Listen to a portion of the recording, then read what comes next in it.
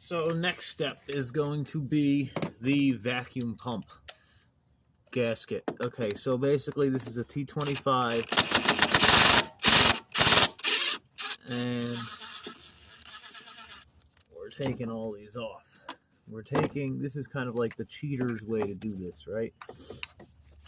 So we're taking off the cover, and there's a little O-ring, and the O-ring is what goes bad. Okay, so make sure we drop all these bolts, obviously. So we're going to replace the O-ring. There's a website or a manufacturer, whatever, RKX Tech is their name. They do all of these gasket kits, and this is one of the ones that they do. So you can see here, I'm just taking these bolts out to replace this gasket. Now, there's a risk involved in this. This is the risk. Ready for it? Very simple. This may not be what your leak is. Your leak may actually be being caused by the gasket behind this. You can't even see anything I'm doing. I'm sorry. Well, unfortunately, here, let's switch this up. So this gasket this leak rather, may be being caused by the gasket behind this one. Okay. How do we know that? Well, we don't know, and we won't know until we do it. But I'm going to say, based on hopes and prayers, that this is the one that's bad. I don't really feel like changing the one. It's not hard to get to. You know, if it turns out that this isn't the one that's bad, well, then I'm an idiot. Unless I don't know how to use a wrench, apparently. So then I'll have to deal with that when I get to it. But for now, we're just going to swap this one out. And it's definitely leaking from this one, put it that way. So this is definitely a source of a leak.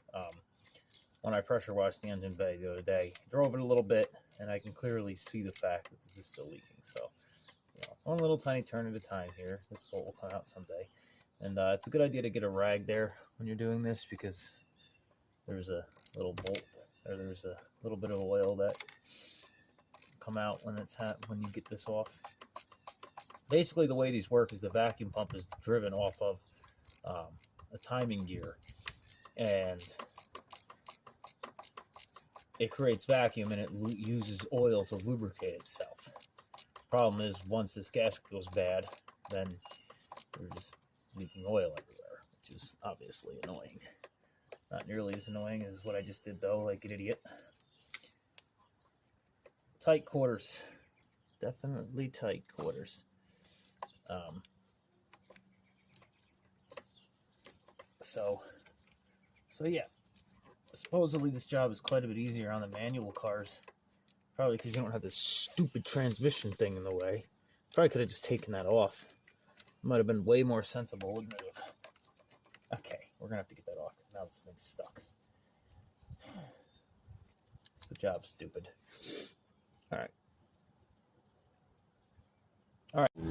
Alright, so that's all back together now. You can see it down in there. Can you see it? Yeah. We're upside down now. Sorry. Yeah, so that's about back together. So pretty much that's the end of at least from what I can tell, the end of the necessity for the top of the motor. Really, this engine is not that bad to work on. I mean, I can see why people would be upset by it. I can definitely see some things that would be annoying, like if that freaking oil thing is not working right. The oil, yep. The oil filter housing, if that's leaking, that's going to be horrendous, but I don't think it is. Fingers crossed. But like the rest of this motor is pretty clean, and this car is like stupid clean. So, as I said before, you can see our fluid film drying back here.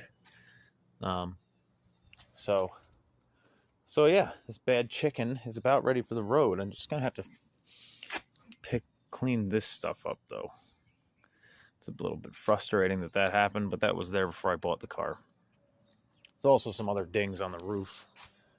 You can see. So they'll be all fixed up. And then this big one right here. Can you see that? So that's a pretty decent sized ding. And then this scrape. But it's literally just those couple things and to be fixed. And then you have a rust-free car. For what I paid for it, it's a pretty good deal, I would say. So, put this back together and, yeah, continue this mission.